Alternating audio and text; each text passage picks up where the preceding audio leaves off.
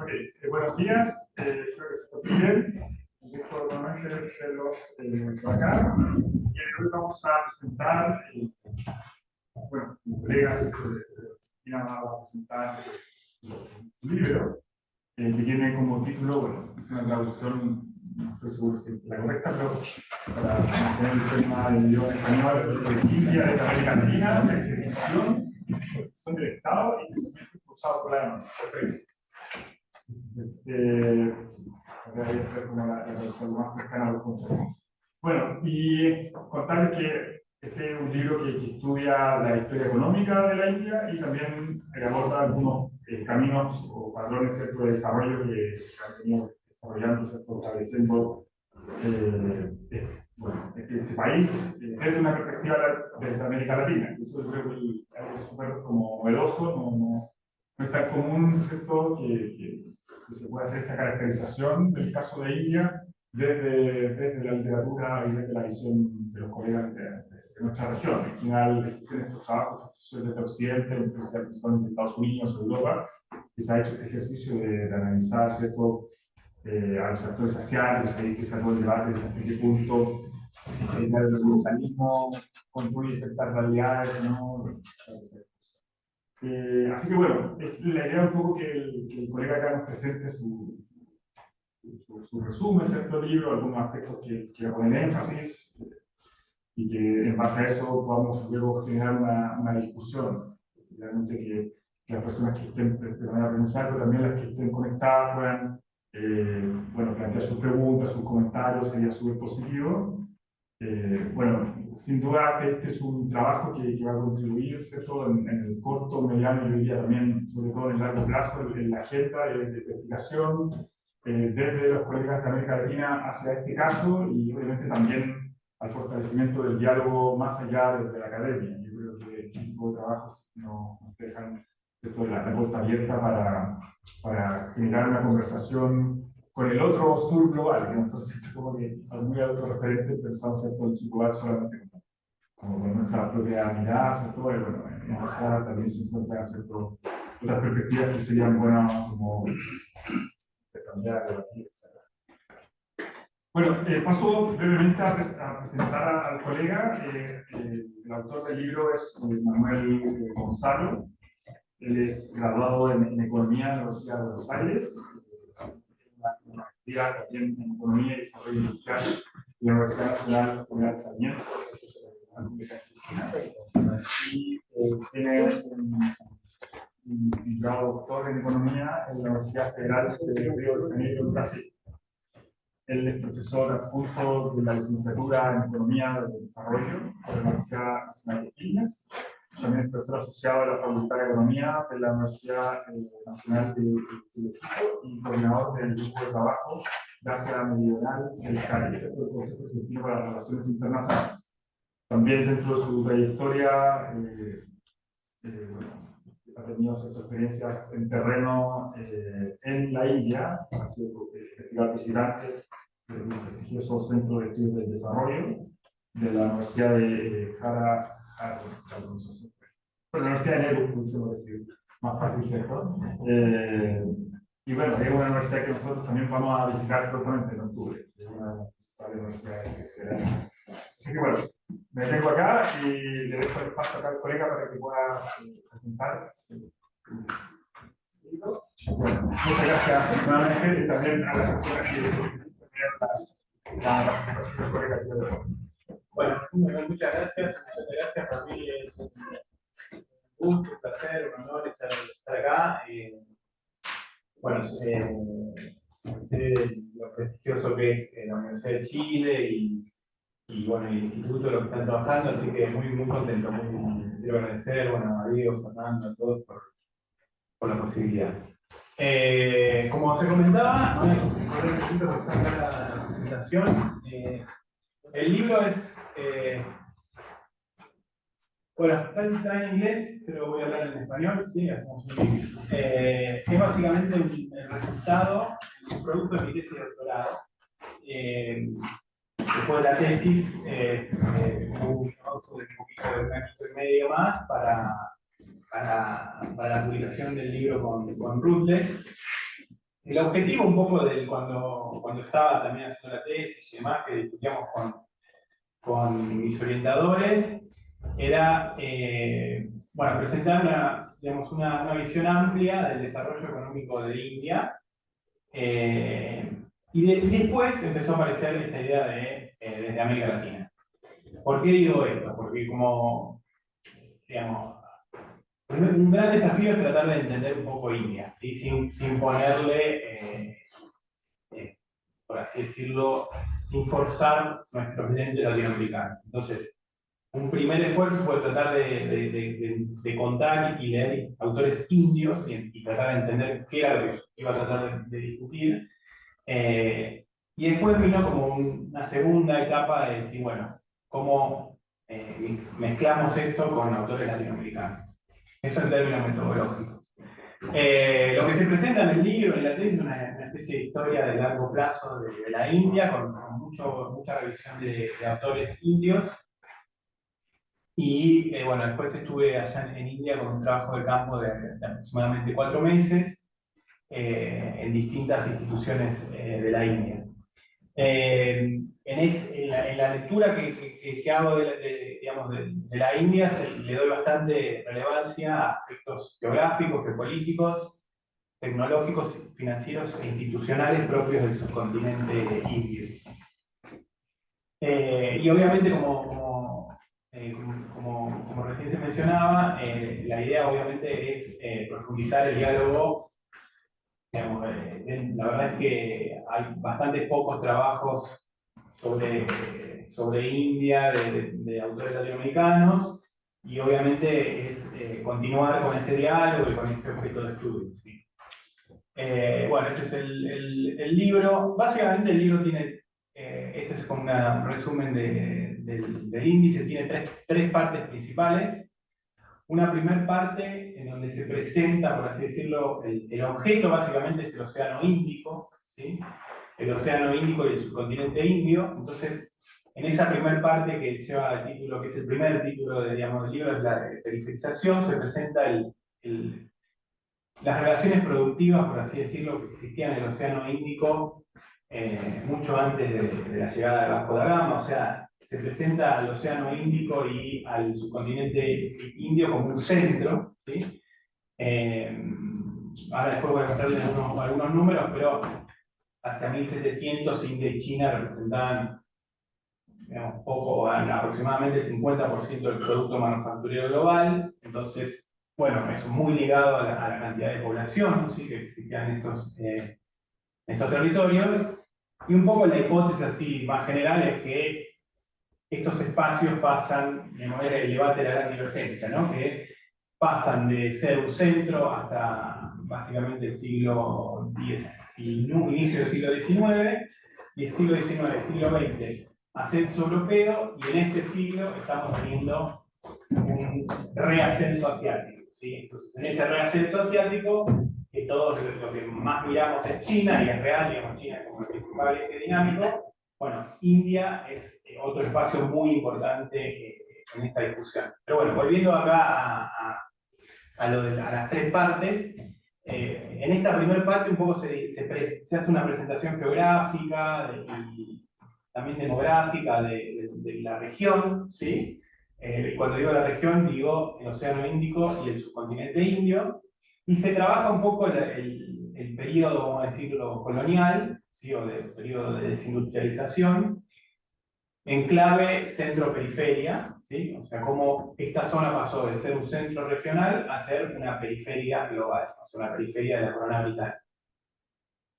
Ahí hay diferentes discusiones internas, hay varios autores que centran mucho la discusión en el proceso de desindustrialización, que fue real, ahora vamos a ver unos números, fue muy abrupto, pero ese proceso de desindustrialización vino acompañado por una serie de relaciones, bueno, de términos de propiedad, de manejo y de control del comercio marítimo, del tipo el tipo de producción agrícola, del reseteo urbano. O sea, básicamente lo que hizo la corona británica a los ingleses es resetear el subcontinente y ponerlo a jugar, por así decirlo, en términos de las necesidades británicas. Bueno, eso está trabajado en la primera parte. Sirve también para presentar este espacio, digamos, es como una primera parte más introductoria en algún sentido. Y ahí lo trabajo medio en clave, ahora sí, centro-periferia, o sea, una mirada medio previs, jugando un poquito con algunas cositas de eso. ¿Sí? Después hay una segunda parte que tiene que ver más con la construcción del Estado en India, principalmente a partir del movimiento anticolonial, ¿sí? O sea, el periodo entre guerras, básicamente, donde ahí aparecen las figuras tal vez más conocidas, como Gandhi, Nehru, etcétera, en la lucha, digamos, anticolonial, y cómo eso da lugar a la emergencia del Estado indio y las características del Estado indio. ¿Sí? En particular, ahí hago un foco en lo que es la categoría del Sistema Nacional de Innovación, ¿sí? O sea, cómo se conforma el Estado indio y cómo India desarrolla capacidades en algunas áreas y déficits en otras. Entonces, eso es la segunda parte del libro. Acá, digamos, tal vez un poco el aporte es mezclar la literatura más schumpeteriana del Sistema Nacional de Innovación con una perspectiva más amplia, que eso así se trabaja en Río de Janeiro, en la red de CIS, donde fui uno de mis orientadores. O sea, introduciendo, por ejemplo, elementos de geopolítica, elementos financieros en la dinámica tecnológica. ¿Sí?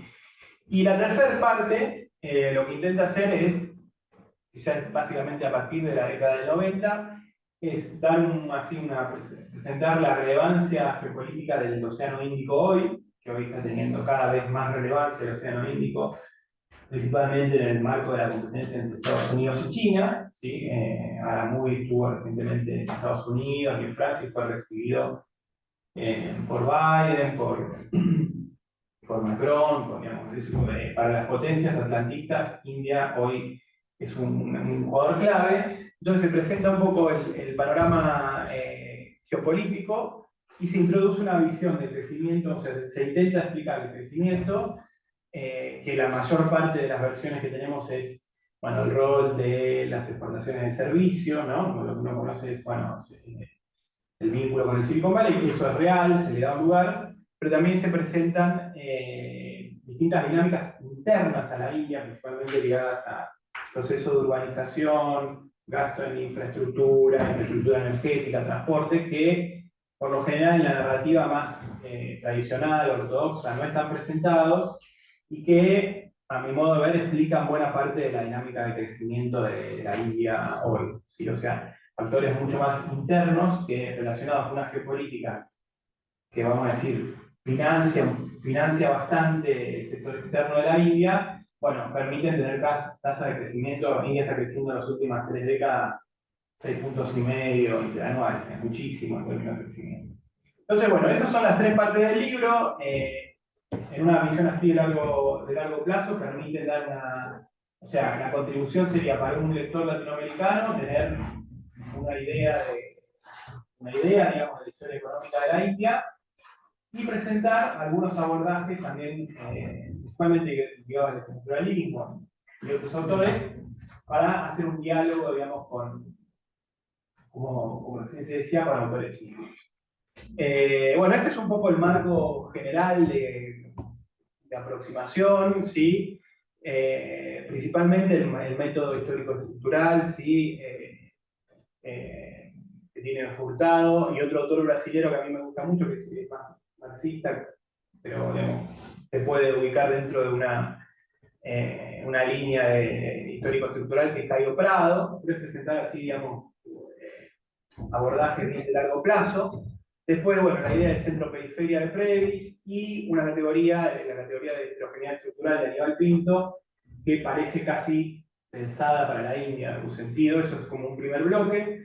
Un segundo bloque, como les decía, es que tiene que ver más con el Sistema Nacional de Innovación, pero metiéndole elementos de geopolítica, algunos elementos de clase, es decir, mezclar, por ejemplo, autores del Estado desarrollista con competencia interestatal con Sistema Nacional de Innovación. Eso para pensar la creación, por así decirlo, del Estado indio. Y tercero, una idea más de demanda efectiva, en donde básicamente la inversión responde a determinados gastos autónomos, entre los cuales aparecen las exportaciones, el gasto público, el consumo de las clases medias y altas, entre otros, ¿sí? Bien, estas son las tres partes que les decía. Este es el objeto un poco, ¿sí? Van a ver en el libro hay bastantes mapitas y demás. Bueno, no voy a demorar mucho, pero básicamente el subcontinente indio es ese triángulo que cuelga del Himalaya y se genera, digamos, como un choque entre la placa de Eurasia, ¿sí? Y esta placa que es el subcontinente, que es un desprendimiento de lo que era antes Gondwana, ¿no? Entonces, ahí se forman los Himalayas, ¿sí? Los Himalayas históricamente le han dado una cierta autonomía al subcontinente, porque cruzar los Himalayas, digamos, no es tarea fácil. Entonces, siempre los Himalayas han dividido al subcontinente de Asia Central, incluso de China. Tenemos, bueno, básicamente ahí la bahía de Bengala y el delta de Bangladesh. Esa es una zona, bueno, obviamente muy populosa, hoy tiene una relevancia muy importante también, siempre tuvo una relevancia muy importante en el comercio con el este de Asia.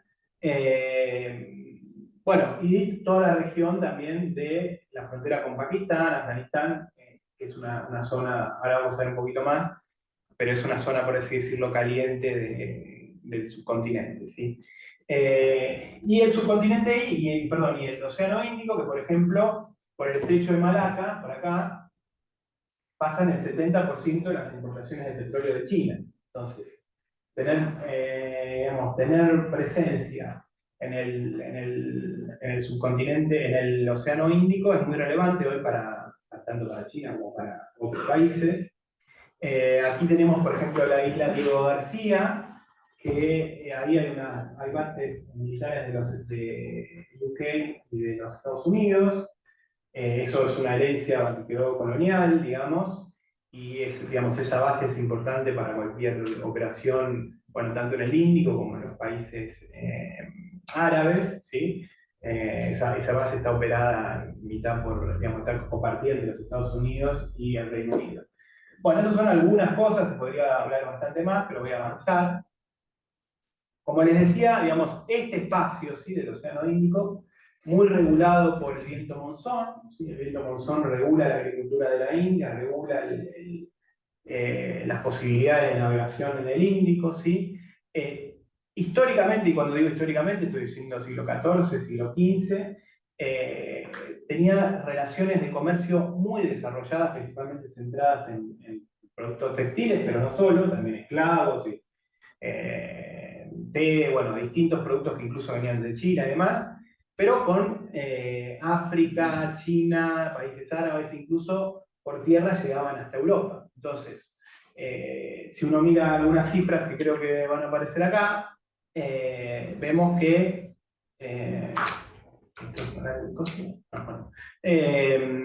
aproximadamente la primera columna, en 1750 teníamos casi el 50% del producto industrial que lo representaban de China. Y ya básicamente a inicios o a fines del siglo XIX, tanto India como China se desploman en términos de peso industrial. Ahí obviamente, bueno, sucede la revolución industrial por un lado, pero también los procesos de penetración colonial en Asia. Esa discusión es un poco la que se presenta en esa primera parte. Obviamente eso implicó una primarización muy fuerte de la economía india. Estos serían exportaciones de productos textiles, spicewood, vemos cómo caen en peso específico y qué es lo que aumenta las exportaciones de opio, azúcar y algodón bruto, principalmente, bueno, incluso a la guerra del opio y también puestos a jugar incluso hacia Europa, pensando, digamos, incluso tuvo un rol bastante importante para sostener la libra esterlina en un momento. Hay algunos escritos de Keynes sobre ese tema. Esta es la máxima expansión. Estoy pasando pantallazos, ¿sí? Imagínense que que muchas cosas están más desarrolladas en el libro. Esta es la máxima expansión del imperio británico, o sea, del dominio británico en la India, lo que si hoy cuando se dice Asia Central es una, perdón, hacia el sur, se estamos refiriendo a este espacio, el subcontinente indio nos estamos refiriendo a este espacio, y era lo que en su momento llegó a ser el Raj británico, o sea, la máxima expansión de la corona británica en Asia. Bueno, muy resumidamente, ¿no? O sea, ¿qué es lo que se intenta pasar en esa primera parte del libro? ¿Cómo se convierte a este espacio de un centro regional a una periferia global, ¿sí? Nosotros desde América Latina estamos muy acostumbrados a pensar en términos, vamos a decirlo así, periféricos, ¿no? En términos de, bueno, cómo nos pega digamos, la falta de dólares, cómo nos pega el sector externo en determinadas inflación importada, en distintos aspectos bien típicos del pensamiento estructuralista, vamos a llamarlo. Pero bueno, esta experiencia es importante, es interesante, ¿por qué? Porque acá fue algo mucho más drástico que lo nuestro. ¿En qué sentido? Que se pasa de una región en donde tenía un peso industrial muy importante, se la desindustrializa y se la periferiza. Nosotros de alguna manera nos insertamos al mundo periferizado.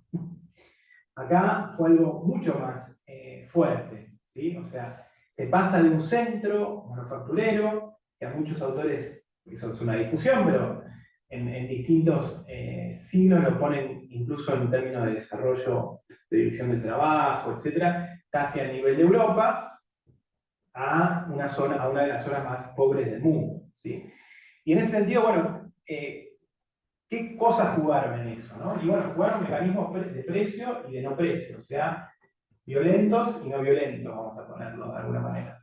Que tienen que ver con el control logístico, principalmente de las rutas navales por los actores británicos, una penetración territorial y una reestructuración urbana completa del subcontinente. Por ejemplo, ciudades como Bombay y Chennai son ciudades que crecen bajo el influjo, digamos, de Inglaterra, ¿sí? O sea, básicamente crecen las ciudades del litoral y se desindustrializa el subcontinente al interior del subcontinente, ¿sí?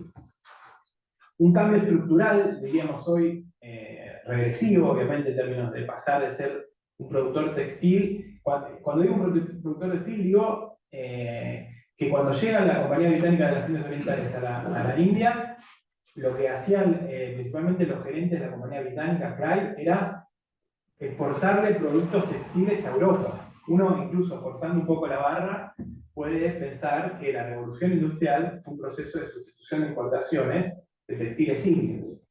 Llegó un momento que el Parlamento británico decía, o sea, al final mandamos la compañía británica para que haga un proceso colonial y nos está llenando de textiles de la India. Eso el padre de John Stuart Mill, tipo, hay escrito que decían, che, hay que parar esta orgía de corrupción. Hay mucha literatura sobre eso. Entonces, digamos, eso fue el tamaño del cambio estructural que se hizo en el subcontinente y que obviamente también implicó cambios en la forma de extracción del excedente agrícola. Y finalmente, en términos del gasto, por así decirlo, el gasto público, una subordinación del gasto público colonial en función de las necesidades coloniales. Claramente, con una demografía y una dotación de recursos naturales completamente diferente a la de América Latina, este modelo, vamos a decir, Sport-led, implantado por los ingleses, fue un desastre en términos de bienestar, ¿sí? Hambrunas fuertísimas en toda India. Bueno, eso para presentar un poco esta primera parte. Vamos a avanzar a la segunda parte, de construcción del Estado. Y construcción del Estado en un proceso de, vamos a decir, continua aceleración del crecimiento en la India, ¿sí? Desde Nehru hasta hoy, India viene acelerando su proceso de crecimiento. Esos son promedios, tasa de crecimiento por promedio del PBI, el PBI per cápita, con Nehru 3 puntos, 3 puntos y medio, los 80 con Indira y Rajiv 5 puntos y medio, ¿sí? Eso fue década perdida para nosotros y para nosotros, toda América Latina, crisis de la deuda, etc. India continúa con su proceso de crecimiento y ya en los 2000, 6 puntos y medio, digamos, promedio, hasta el COVID, ¿no? O sea, una aceleración del crecimiento. En esta parte en particular de la segunda parte del libro, se hace mucho énfasis en la construcción del Estado y cómo los rasgos de esa construcción del Estado incluso estaban en buena medida determinados ya durante el periodo anticolonial, durante el periodo de entreguerras. Por ejemplo, Nehru ya había visto la revolución rusa como, digamos, estaba mirando la crisis del liberalismo en general, en los Estados Unidos, en el mundo, revolución rusa y, digamos, el propio liberalismo, que ya lo había experimentado de manera colonial en India. Entonces, bueno, ¿cómo iba a ser este Estado independiente de la India? ¿Sí?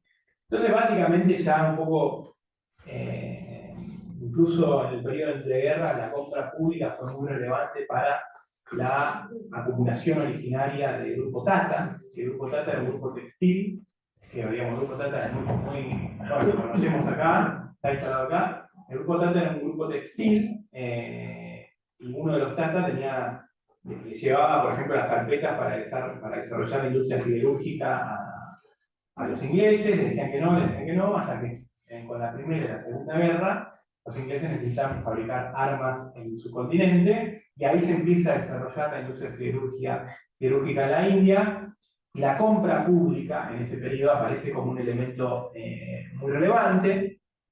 Todo esto para decir que, por ejemplo, la diáspora india también, ya India tenía 2 premios Nobel formados en Inglaterra. Todo esto para decir que se termina configurando un Estado en donde obviamente el rol del Estado iba a ser relevante, y Nehru, en una alianza bastante particular con la élite científica, que ninguno de nuestros países latinoamericanos, por ejemplo, la tuvo, y por eso hoy, bueno, India está mandando toda la semana un cohete al espacio, porque del arranque, de la construcción del Estado indio, la idea que Nehru tenía de desarrollo era una idea de ciencia, y era una idea de big science, ¿no? Los proyectos de la ciencia espacial, era la ciencia que se hacía en ese momento, y obviamente las condiciones geopolíticas, digamos, del subcontinente, que son bastante complejas, también le dan un tinte importante digamos, al desarrollo de la industria para la defensa. Bueno, esto es lo que vemos hoy, digamos, ISRO, que si alguno estuvo mirando estos días, hicieron un aterrizaje en el lado sur de la Luna. ¿Sí? Es el cuarto país que hace un aterrizaje en el lado sur de la Luna. Digamos, obviamente del sur global es el único país. Perdón, es el único país que hace el primer aterrizaje en el lado sur de la Luna. Esto es ISRO, que es una institución, digamos, la Indian Space Research Organization. Después tenemos HAL, que por ejemplo la fábrica de aviones, ¿sí? Ahora Argentina está en tratativas, por ejemplo, para comprar aviones HAL. Y Brahmos, que es una empresa de misiles. Este es un misil supersónico de los más importantes del mundo, que es 51% rusa, 49% india. Bueno, todo esto para poner algunos ejemplos de el complejo, vamos a decir, el complejo industrial militar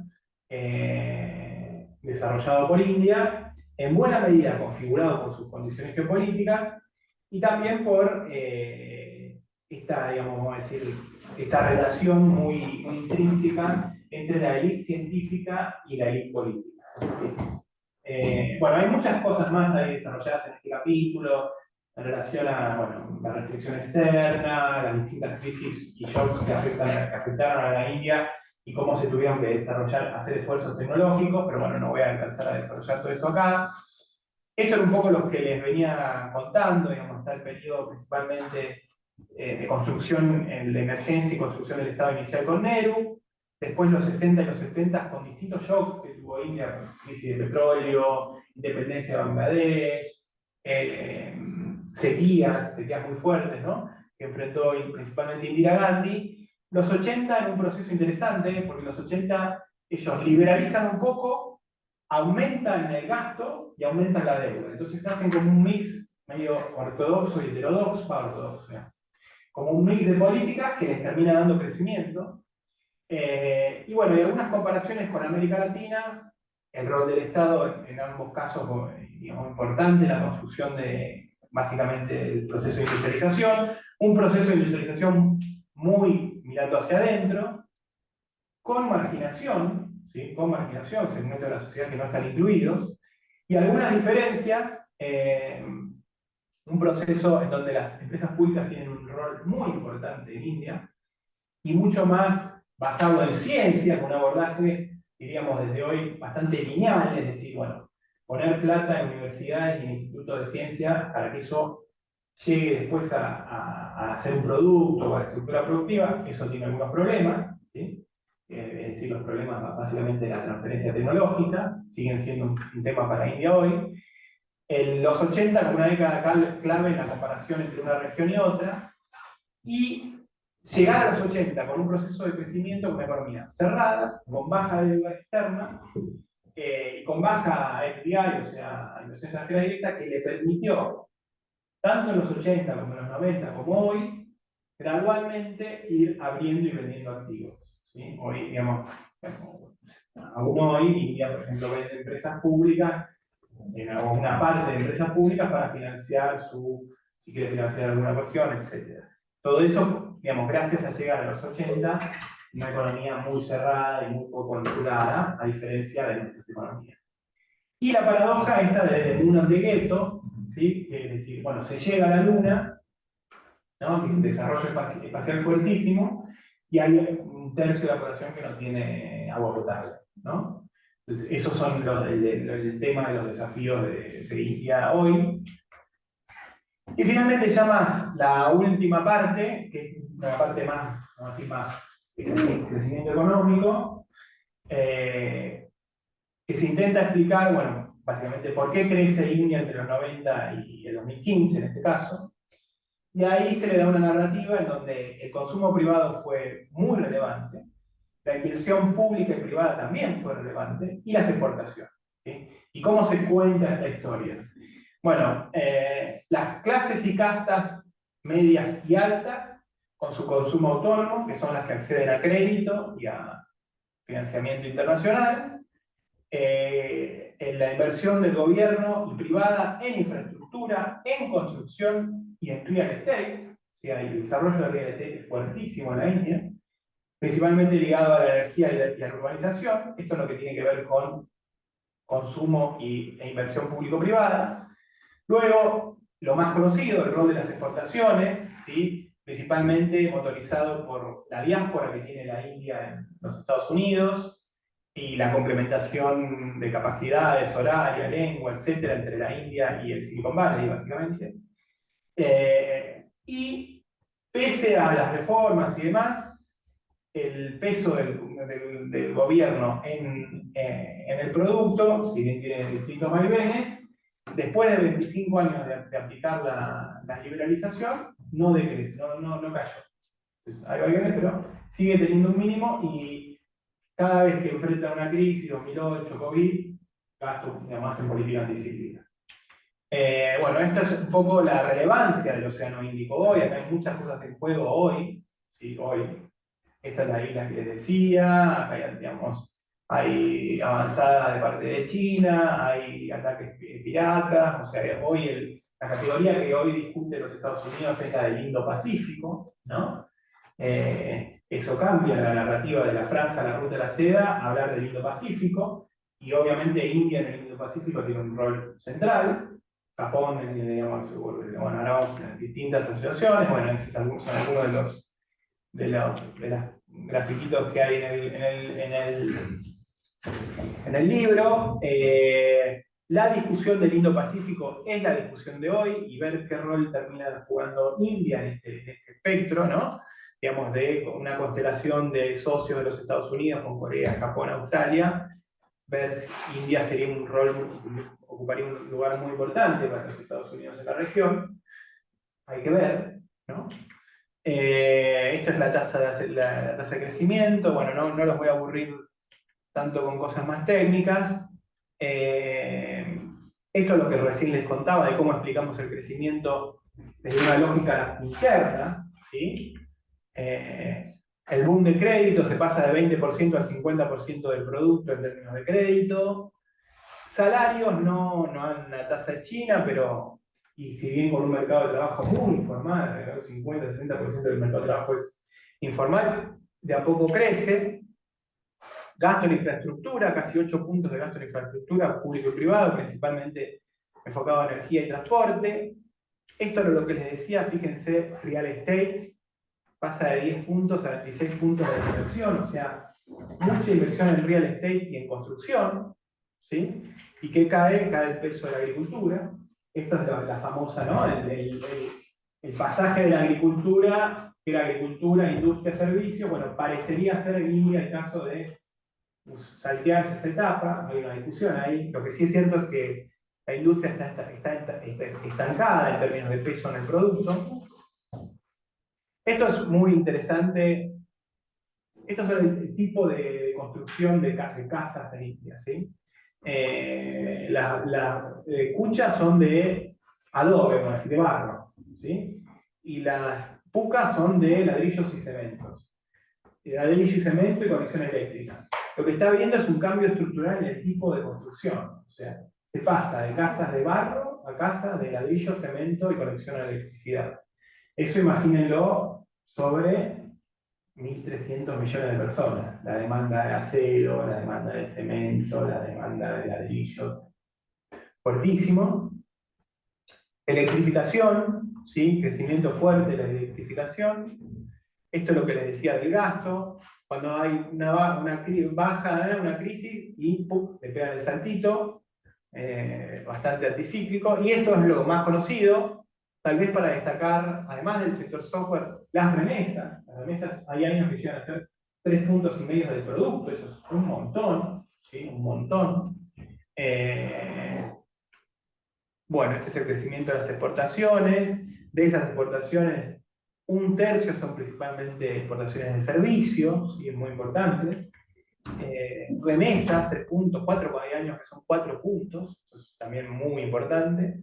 Está entre India y China los principales países en términos de que reciben remesas del mundo.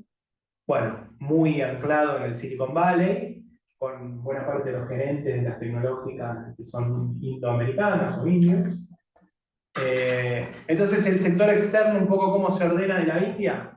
Bueno, hay déficit en mercancías, sí, hay déficit en mercancías, pero lo compensan con invisibles y con entrada de capitales, ¿sí? Para resumir, digamos, la posición externa hoy está muy fuerte, pese a que lo de Ucrania les pegó, pero la verdad que están en 450.000 de reserva, la verdad que están bien.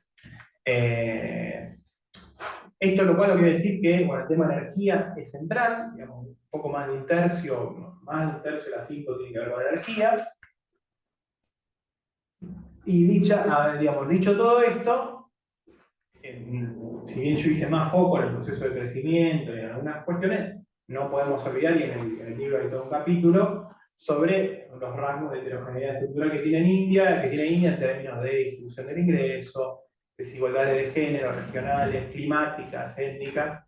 Esto es un poco la paradoja esta de Moon and the Ghetto, la heterogeneidad entre estados, ¿sí? Y acá hay un último juego que trato de hacer ahí en el último capítulo, que es tratar de comparar el milagro brasilero de la década del 60 y 70 en términos de crecimiento económico con el milagro indio. En ambos casos, bastante motorizado por el gasto en infraestructura público-privada. Bueno, después de eso, si quieren, lo podemos discutir un poco. Y para no aburrir tanto, muchas gracias.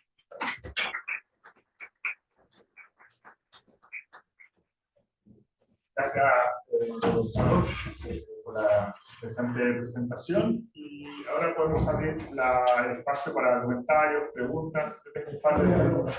Sí, bueno, también pueden pedirse café, allá para también. Vamos a abrir el espacio para conversar. Tengo un par de comentarios, pero voy a ver si primero otro colega que nos plantea algún punto. Dejo abierto el espacio. No sé si alguien tiene algún comentario. Sí, por favor. Sí, tenemos que Manuel recuerda después alguien más para ver si recolectamos 3 puntos. Okay. Y luego, ¿alguien más que hace un comentario? Bueno, yo estaríamos la idea de las consultas contra los requisitos. No, Sí, tengo dos comentarios un poco que me faltan en la historia y que me gustaría, más que lo comentara, hacer una pregunta un poco con respecto de cómo lo pensamos para lo que pasa hoy. Primero, como un poco en la historia de la territorialización y la ausencia de África dentro del problema, ¿no? Porque el imperio del algodón, este imperio, el cuento que te cuenta es el interés británico por los textiles indios es en buena parte por comerciar esos textiles, llevarlos a la élite africana y cambiarlos por esclavos como mano de obra barata para otros lados. Un poco de la historia. Entonces, más allá de que eso sea muy relevante en la historia que estás contando, más me interesa un poco la pregunta del rol de África e India en todo lo que pueda pasar hoy día o mañana, ¿no? Porque eso es lo que viene antes de cuando hacen toda la captura de capacidades tecnológicas textiles y se las llevan después y pasa ese cuento un poco de la sustitución de importaciones. Eso uno. Y lo otro también que me falta, que yo creo que debe estar considerado en la estrategia estructural, también parte del problema, es la reforma agraria, ¿no? Que es como un poco la gran deuda de India, que explica un poco también por qué los salarios no han despegado, a diferencia de China, que con la revolución tuvo cambios importantes en la propiedad y el partido tuvo como que tiene algún aspecto distributivo y que sigue siendo uno de los principales problemas en India también y de las deudas que tiene con respecto a resolver esos cuellos de botella del desarrollo y de la desigualdad. Bien. Bien. Si puedes comenzar con estas dos preguntas. Dale, dale. Bueno, arranco por la última. Lo de la reforma agraria es interesantísimo. ¿En qué sentido? Históricamente, o sea, lo que hace, estaba el Partido Comunista Indio que quería, estaba empujando por la reforma agraria. Nehru, digamos, también, pero medio que lo que hace es dejar la reforma agraria a los estados. Entonces, ese proceso se judicializa, se hace lento, en donde los estados en donde había el poder, vamos a decir, más agrario, eso avanza poco. En los estados que más avanza es en Kerala y en Bengal, que gobierna el Partido Comunista. Entonces, en esos estados sí avanzó, de hecho, por ejemplo, con otra estructura agraria, porque Kerala tiene una estructura agraria más de, digamos, tropical. Pero ahí vos tenés, por ejemplo, en Kerala, mucho minifundio, que de hecho hay muchos, por ejemplo, los trabajadores ahora que vimos en el Mundial, que hay mucho de Asia del Sur, que son de Kerala, que dejan digamos, alquilan su minifundio y se van a trabajar a África o a los países árabes. Ahí hay una dinámica interesante, incluso en África, países árabes de envío de remesas. Pero bueno, no me quiero desviar. Entonces, efectivamente la reforma agraria no avanzó en toda India, avanzó en algunos estados. Nehru fue también por la vía cooperativa, yo un poco lo menciono en el libro, en términos de rindes no anduvo, se aumentó muy fuerte la producción agraria, y finalmente en la década de 60 y 70 avanzan con lo que se conoce como la Green Revolution, que es introducir semillas genéticamente modificadas y fertilizantes. Eso sobre una estructura agraria concentrada. Ahora bien, efectivamente, la lectura, de hecho, eso yo lo menciono en el libro, es hoy India necesitaría una segunda revolución verde, un nuevo push agrícola, para aumentar productividad, etc. El punto ahí, el problema que se presenta con los aumentos de productividad agrícola, tiene que ver con la expulsión de gente del campo a la ciudad, que se sobrecargue. Ya ahí tiene un tema urbano muy importante. Entonces hay que, esa transición del campo a la ciudad tiene que ser bastante controlada, y la tratan de controlar con programas públicos para el empleo rural, etc., para que no, digamos, ya la agricultura está cayendo muy fuerte en términos de peso del producto, la productividad está estancada, está expulsando gente, si vos a eso le metés un push medio de productividad, sería como agigantar ese problema.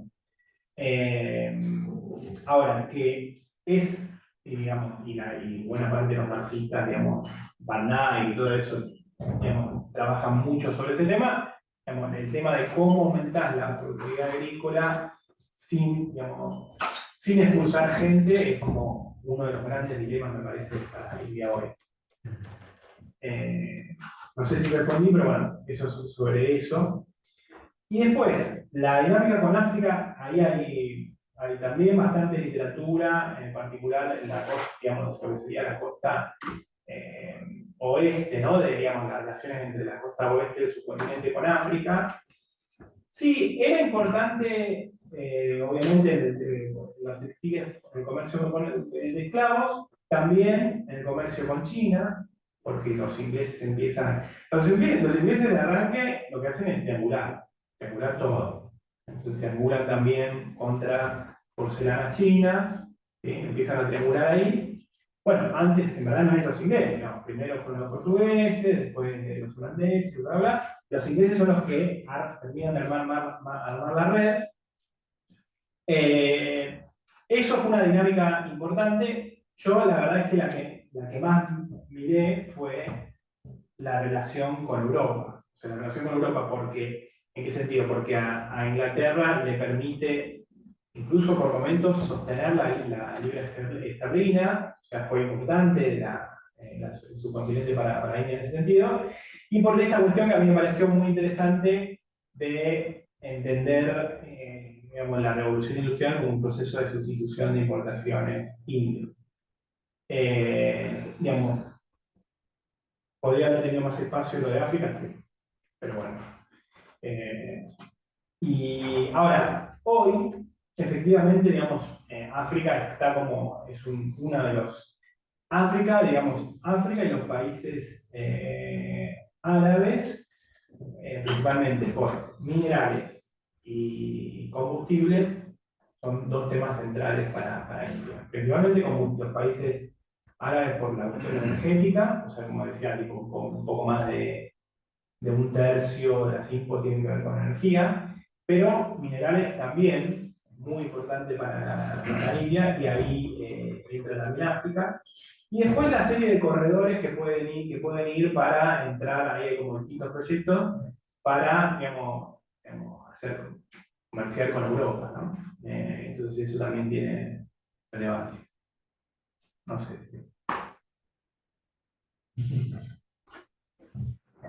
De antemano, muchas gracias, Manuel, por venir. Gracias por el libro también. Acá tengo mucho trabajo para leer para leerlo. Dado que mencionaste CEPAL, bueno, CEPAL siempre mencionaba que la competitividad internacional dependía del progreso tecnológico. CEPAL siempre discutía que había una competitividad auténtica, basada en el progreso técnico, y la espuria, bajo salario, la caricatura con Asia fue que siempre espuria, bajo salario. Ahora que tú lo mencionas, quizás hay que leer el libro más profundidad. Lo que vi, India fue construyendo esta competitividad en base al progreso técnico, construyó tecnología doméstica, por lo que mostraste. Ahora, si parece un país con la competitividad, depende del progreso técnico, y el progreso técnico depende de base empresarial, inclusión tecnológica y educación computacional. Esa es como la causalidad que se principal decir. Ahora, tú mostraste ahí todo lo que es el tema tecnológico, la profesionalidad. ¿Qué pasa con el tema de educación, capacitación y con la base empresarial? Y esto lo menciono porque justamente cuando estuvimos viendo los programas en India, te lo comenté, me sorprendió que India tuviera un ministerio de skill, así como de habilidades y emprendimiento. Entonces, no sé si acá lo mencionas todo el tema de educación, capacitación y también la base empresarial. Sí. Ahí doy paso atrás. Lo de. El capítulo es el de Belindia, es el anteúltimo capítulo. Digamos, sí, tenemos un mercado de trabajo del 50-60% informal y una estructura social de castas limita el conflicto distributivo. O sea, el tema salarial es un tema. O sea, ¿hay parte de competitividad espuria? Sí. Ahora, yo también, digamos, también digo, que algunos no, me parece que no lo reconocen, che, es verdad, digamos, vos contratás un ingeniero indio mucho más barato que un ingeniero de los Estados Unidos, pero los salarios de los ingenieros indios han ido subiendo. Eso por un lado. Las capacidades, otros dicen, bueno, todo lo de India es outsourcing de mano de obra barata de las multinacionales de Estados Unidos. Yo digo, bueno, una parte sí de arranque, pero han ido desarrollando capacidades. Claro, ahí hay una discusión de, bueno, está bien, pero no tenés ningún Intel. Ok, no tenés ningún Intel, pero no, digamos, y de hecho se ve que los procesos de desarrollo de software los han ido complejizando. Eso en relación a la... Porque hay muchos, digamos, que dicen, no, bueno, esto es todo, es outsourcing de cosas no productivas de los Estados Unidos. Como una visión muy y mano de obra barata, y medio que dicen, bueno, India ahí no juega. Para mí, esa visión un poco se pierde una película de cierto upgrading, por así decirlo. Que no es la panacea, pero es un cierto upgrade. O sea, el sector software y servicio informático es hoy 6 puntos del PBI y aporta muchos dólares ahí, ¿no? Ahora, yendo a la segunda parte. Vos lo que tuviste es un desarrollo desde la independencia con NERU de instituciones de ciencia y técnica y educativas muy fuertes, muy fuertes. Los IIT, lo que se conoce como el Indian Institute of Technology, o los IIS, Indian Institute of Science. En cada estado tenías un IIT, el IIT con una lógica mucho más técnica, el IIS con una lógica mucho más ciencia. Esa red de institutos es densísima, es muy densa, o sea, están en todos los estados, forman gente, digamos, India es uno de los principales productores de ingenieros del mundo, básicamente por eso. Entonces, digamos, desde el punto de vista de densidad institucional, hay densidad institucional. Sí, ahí la discusión es un poco cómo se pasa de un sistema nacional de innovación, diríamos unilineal, donde se pensaba que vos ponías guita en las universidades y eso transfería al sector privado, a un sistema nacional de innovación más sistémico, en donde esa transferencia se logre más fluida. Para mí el desafío, y no es para mí, es para buena parte del mundo y para los propios policymakers de la India, el desafío hoy es ese. Y ahí entra esto de, bueno, en el libro lo trabajo un poquito, pero tengo otros papers por ahí más desarrollados sobre todo lo que es el ecosistema, bueno, decir, de empresarios ligados al software y demás, las startups. Ahí hay mucho principalmente ligado a software, ligado a bio. Hoy si uno se pone a ver, por ejemplo, la emergencia de los unicornios, bueno, las startups dinámicas, India está en top 3. Eso, de nuevo, está muy ligado a los Indian Institute of Science, Indian Institute of Technology. Sin embargo, pese a que toda esa dinámica está, es real, es importante, genera esto que se discute ahora en Argentina, mucho de la juventud india, bueno, ve que, bueno, que puede progresar, ¿no? Porque hay, más allá de que haya ideología, también hay materialidad, en el sentido de que, bueno, si estudian, emprenden, o trabajan en una empresa y empiezan a ganar más plata, entonces hay una idea que es medio ideológica, pero también es real. Pero ahí aparece el otro desafío que es, aún así uno va a India y ve que no es Corea, no es Japón. Entonces, hay muchos desafíos en términos de cómo esta competitividad se articula con el sector privado, sin lugar a dudas. Tenés grandes empresas productivas del sector privado y empresas artesanales. Entonces, uno de los desafíos es cómo eso se formaliza, cómo eso gana productividad, dinamismo, genera empleo. Y ahí aparece otro de los déficits, que tal vez yo no hablé tanto, pero que es, para un país tan grande, falta industria. O sea, el producto industrial está a 18 puntos de PBI por ahí y se mantiene estancado. Entonces, bueno, para generar empleo formal y demás, en un país que, como yo traté de pasar, tiene una dinámica de crecimiento interna muy fuerte, bueno, hay que meter más industria. Y de hecho, las últimas iniciativas de Moody y demás van un poco en convocar a las multis para que se instalen en India, fabriquen en India. Bueno, no puedo discutir si es una buena estrategia o no, pero yo creo que están tratando de ir por ahí y hay que ver un poco los resultados. Yo tengo una consulta que estaba más conectada con la financiación. ¿Cuál es el rol de la banca de desarrollo en India y si eventualmente articula con una banca de exportación, Exim Bank? No sé si hay algo ahí en el libro también. Hay un paper muy bueno de Panayar que hace como la evolución de la banca de desarrollo, como auge y ocaso, dice, no me acuerdo cómo voy a poner el título. Vos tuviste de arranque, así como había muchas empresas públicas, mucha banca de desarrollo para el agro, la industria, etcétera, pública y a nivel nacional y estadual. Eso se empieza a privatizar en los 80s, 90s, ¿sí? Hasta ahí una relevancia muy fuerte de la banca de desarrollo. Después empieza a decaer, ¿sí? Seguís teniendo una especie de Exim Bank, o sea, existe.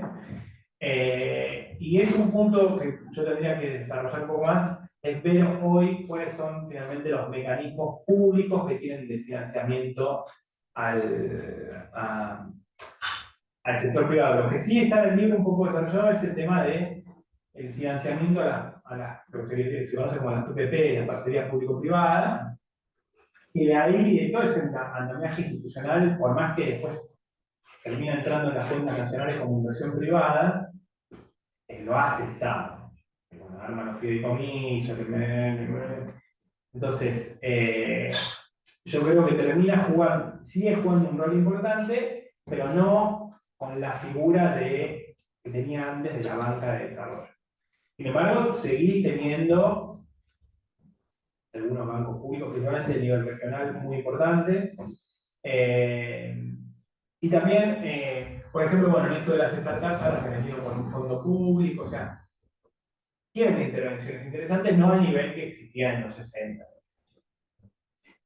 Lo tendría que trabajar un poco más esa evolución a partir de los 80. O sea, yo lo tengo y me acuerdo de este paper de Ipag Nayar, pero me parece que tendría que trabajar un poco más cómo está estructurado eso hoy.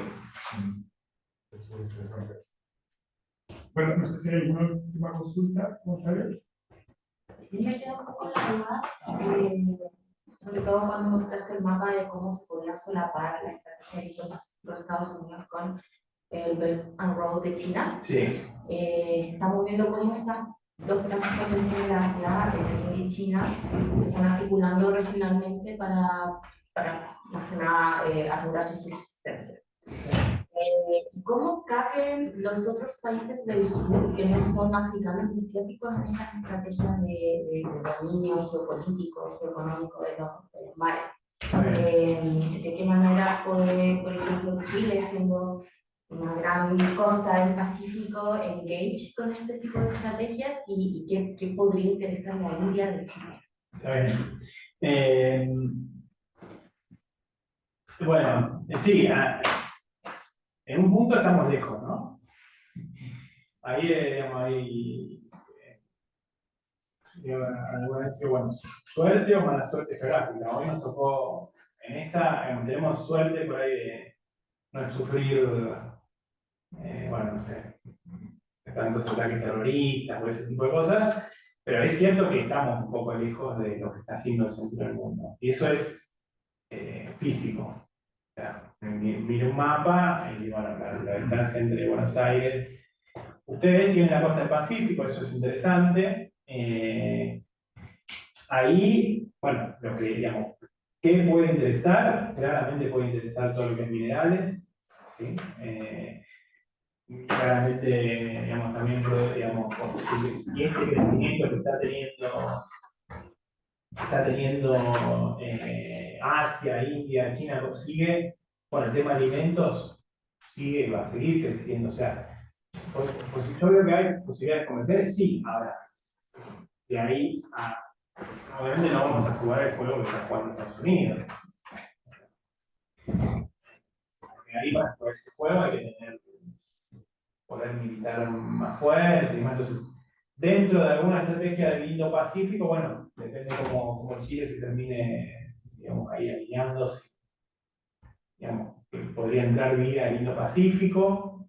En el caso de Argentina, bueno, ahora vieron que estuvo esto de los BRICS, ¿no? Que por ahí se amplía, bueno, ahí hay una cuestión que podría jugar bastante a favor. Yo creo que, digamos, en términos de energía y alimentos, la región tiene con qué aportar en el corto. También en algunas áreas podríamos recibir inversión extranjera directa. Ahora, no, digamos, no soy, digamos, no vendo ilusiones, no, estamos lejos y son culturas diferentes. Para insertarse comercialmente hay que tener apoyo fuerte del Estado, tal vez un socio local, entonces llevan un cierto tiempo. Para una pyme, difícil. Interesante. Bueno, queríamos nuevamente agradecer a Manuel Gonzalo por la presentación, por abrir varios temas y hay varios desafíos también. A ver si desde acá podemos poner un poquito más atención al caso de India, que sin duda va a ser relevante por varias razones. O sea, aquí podemos observar que hay temas económicos detrás, ¿cierto? Pero no queda ahí solamente la agenda, sino que hay temas geopolíticos, también de cómo India va a jugar un rol crítico en esta cuarta revolución industrial. Entonces, hay muchos asuntos que están sobre la mesa. Y bueno, este libro también nos refleja un poco esta idea de hasta qué punto India va a ser un país genérico, de los productos genéricos, hacia ya un país que va a empezar a competir con los chinos, con los americanos, con los europeos. Y ahí cambia un poco lo que estamos acostumbrados a esa China, o sea, esa India muy ensimismada, ¿cierto? Mirando siempre hacia adentro. Entonces, si quiere jugar ese rol, va a tener que sí o sí abrir canales. Sí, ahí perdón, pero la relación con los Estados Unidos está creciendo bastante fuerte. Así que bueno, vamos a tener que seguir ahí poniendo atención. Bueno, muchas gracias nuevamente a todos también por venir y bueno, con esto finalizamos la actividad. Gracias, un placer.